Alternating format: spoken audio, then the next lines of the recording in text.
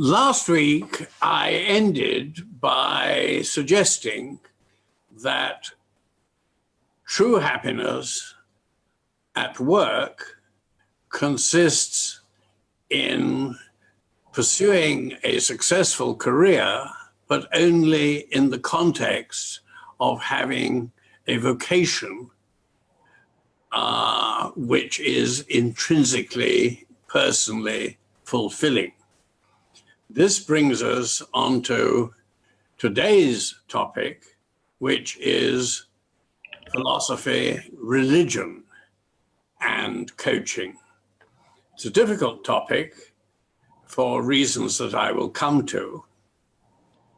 But meanwhile, I simply want to stress that, though naturally I have views about religion, they are irrelevant to what I shall be lecturing about this morning,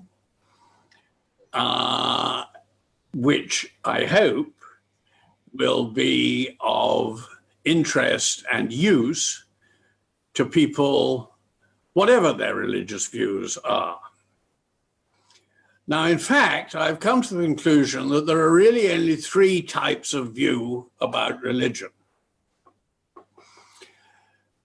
Many people, perhaps an increasing number of people, believe that this must be all there is.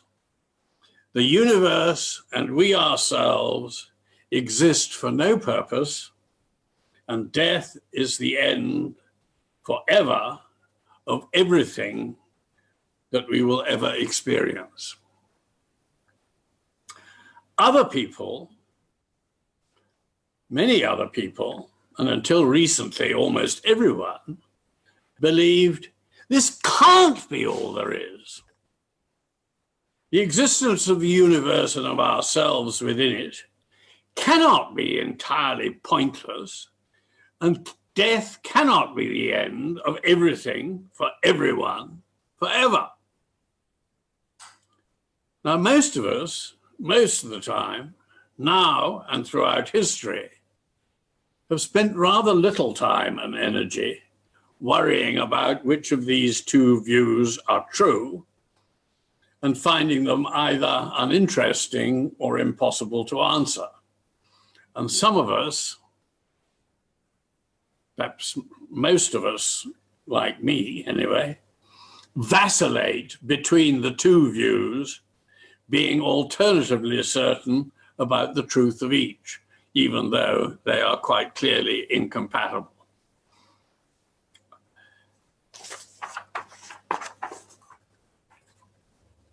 Now, religion as such is an embarrassing subject because in modern plural societies, where different people hold so many different beliefs about religion, we usually don't know whether the people we are talking to, including coaches and coachees, have strong pro or anti-religious views, or are more or less religionless, agnostic, or indifferent. But because people hold their religious convictions with such passion, we usually don't like to ask them what they believe. And when we do, we often wish we hadn't.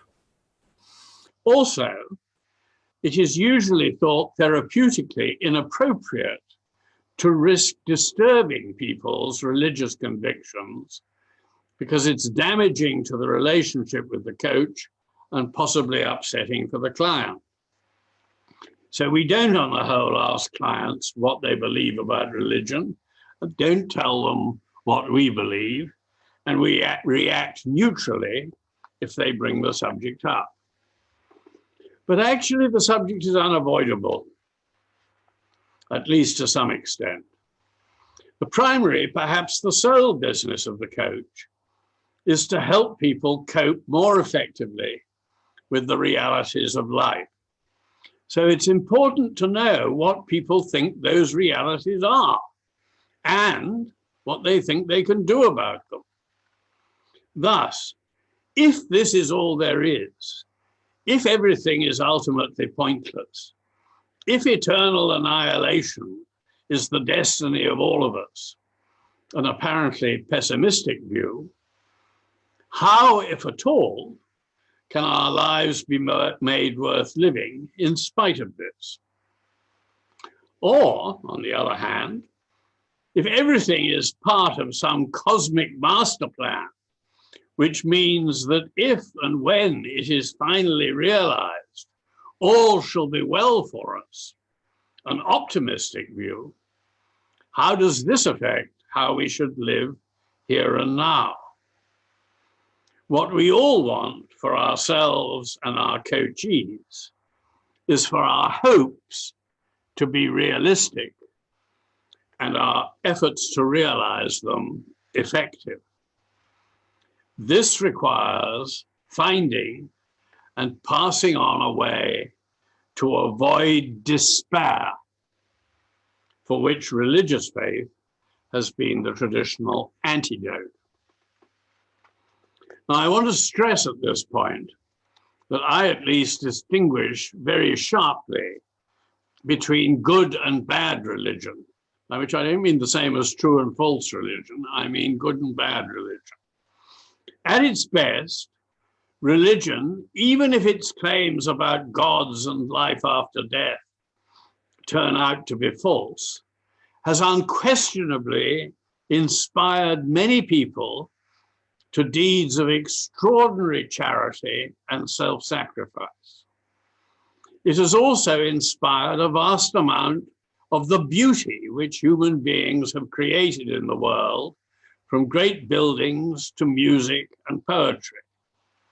Above all, it has provided great comfort and consolation to innumerable people amidst the many sufferings to which our lives are subject, and has been the source of some of the deepest recorded experience of sheer joy.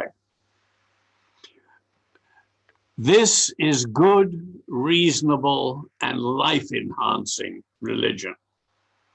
But religion has also provided justification for some of the most unspeakable acts of violence in human history, from appalling wars of religion to unspeakable tortures and other cruelties inflicted on individuals in the name of religion.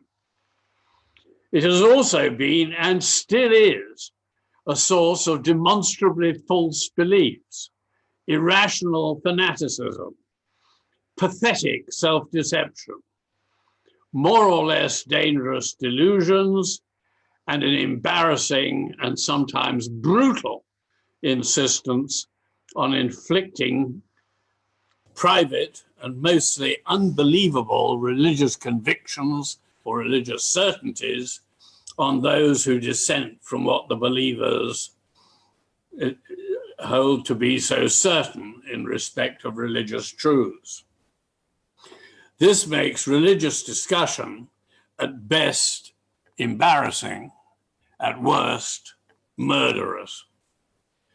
This is bad religion, irrational and destructive religion. Fortunately, coaches do not need to go into great detail into that distinction, though it's worth bearing in mind. All that coaches and everybody else needs to know about faith is this: whether you believe that this must be or that this can't be all there is, though there are good and bad reasons which can be advanced for both positions, these reasons can never be conclusive. Certainty, either way, which goes beyond what the evidence warrants, therefore requires a measure of faith. So,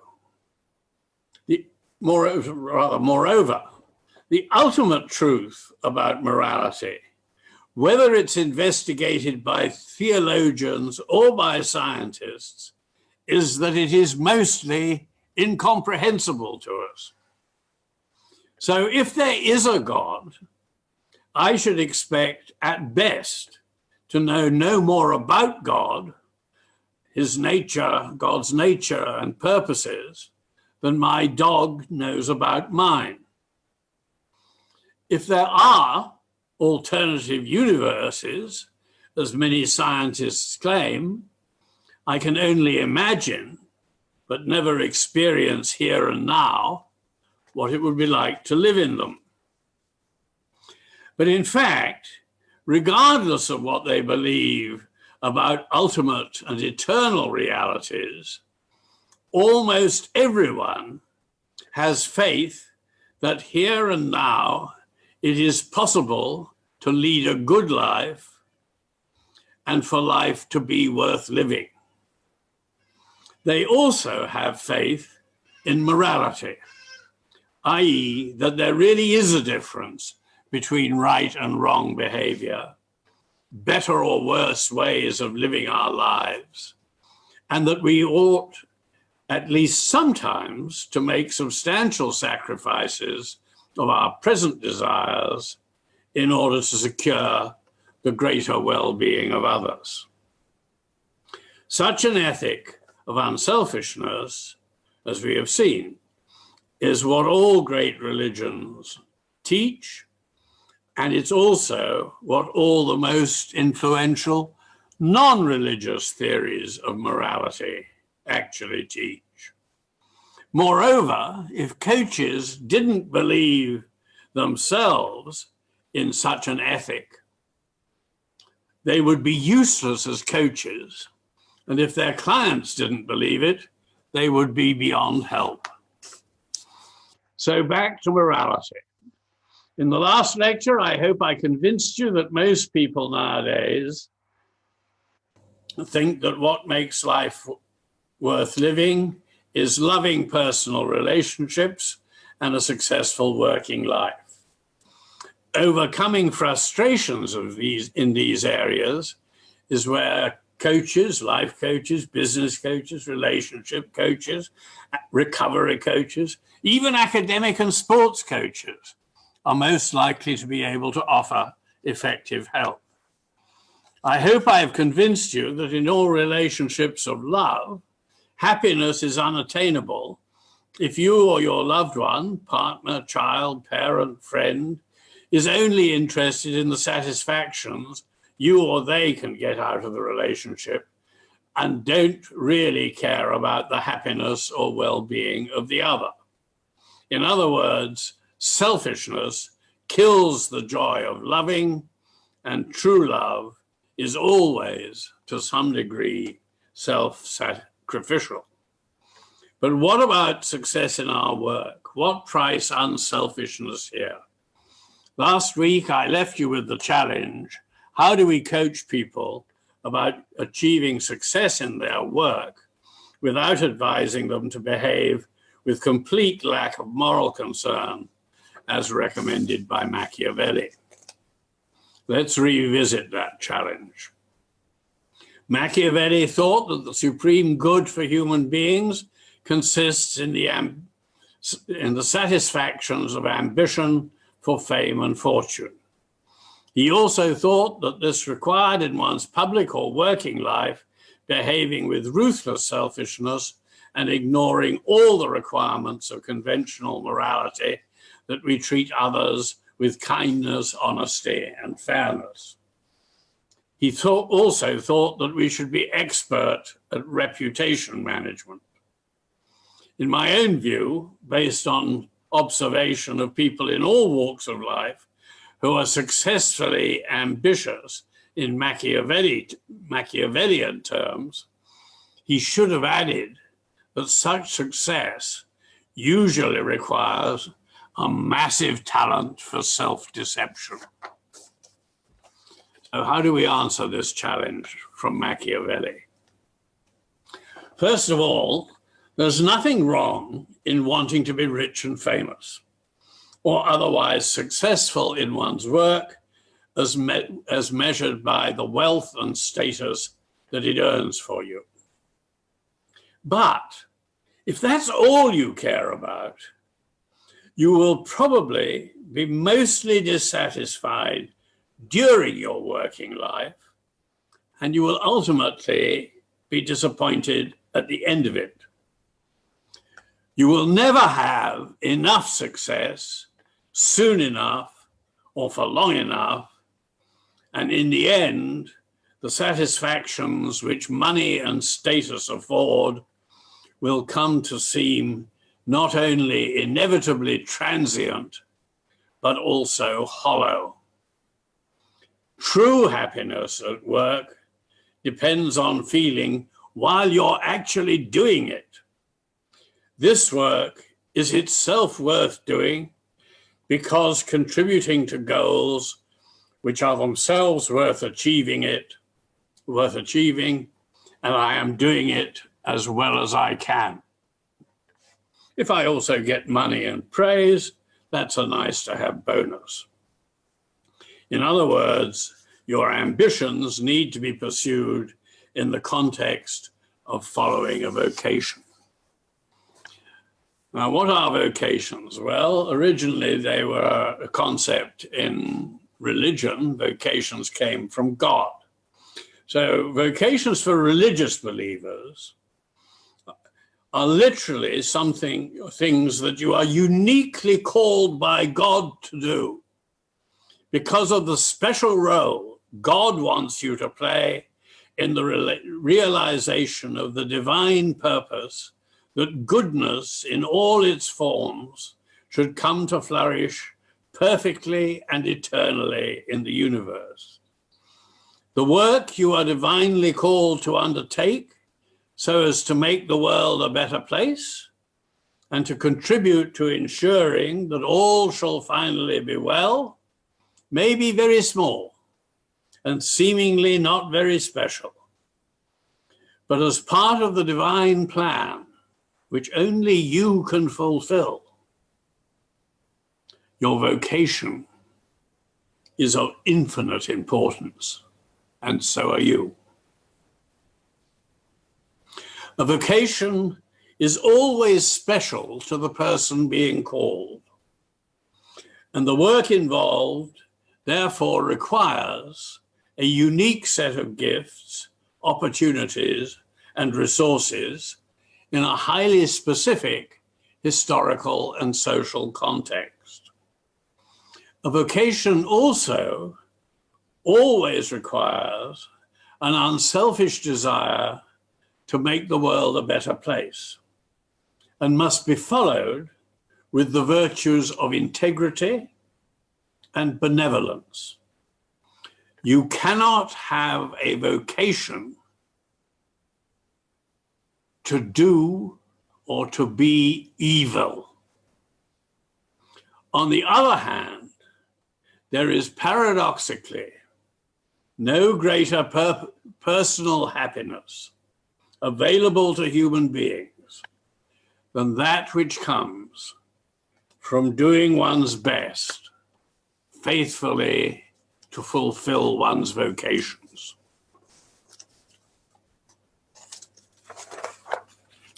But what about the non-religious? Most unhappiness at work comes from feeling that the work one is doing is pointless, that it is not making the most of one's talents and enthusiasms, that one cannot feel proud about what one is doing or the way one is doing it. And no one dispels these feelings by assuring you that you and your work are much appreciated and valued. By contrast, happiness at work consists in the feeling, this is what I was put on this planet to do, and these are the people whom I am meant to care about, and I am doing the work well, and on the whole, I am taking reasonably good care of those I am called upon to take care of.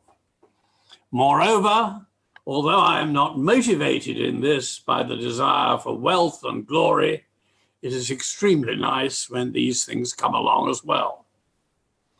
So if you, as a coach or a coachee, believe that there is no ultimate and internal purposer in terms of whose purposes your life is ultimately to be explained, and there is no one to do the meaning when you feel that there are some people whom you are especially meant to care about and take care of, then accept that these are metaphors for deep truths about how you should live. In other words, if you have no religious beliefs about the source of what you take to be your vocations, act as if you had. But finally, failure. No matter how hard we try to make a success of our own lives, by faithfully following our vocations in our working lives and our personal relationships, we will often fail, sometimes miserably, and through our own fault. The good that you would do, you do not, and the evil that you would not, that you do. That's how St. Paul defines sinfulness. But he could just as well have been talking about addiction or other psychologically disordered behaviors. Religions have always recognized this and provided remedies by claiming that sin, a tendency to destructiveness and self-destructiveness, is universal and inescapable, and therefore not our personal fault. Nevertheless, we are all, especially addicts and depressives and the overly anxious, prone to compulsive acts of self-destructiveness whose harmfulness to others and ourselves we mostly fail to recognize. So what are the remedies for failure? Well, with enough honesty and humility, we are able to put our sins behind us, to forgive ourselves for them and be set free from their destructive power, mainly by ceasing to deceive ourselves in a whole multitude of ways. To become undeceived, we usually need access sources of spiritual strength by digging deep into the truth about ourselves. We also need help from others. And one of the central tasks of coaching is to help people to become undeceived. In this process of helping others, conscientious coaches will inevitably become less deceived about themselves. So that's all you need to know, I think, about religious beliefs as far as the practice of effective coaching is concerned. Thank you very much. End of lecture 3.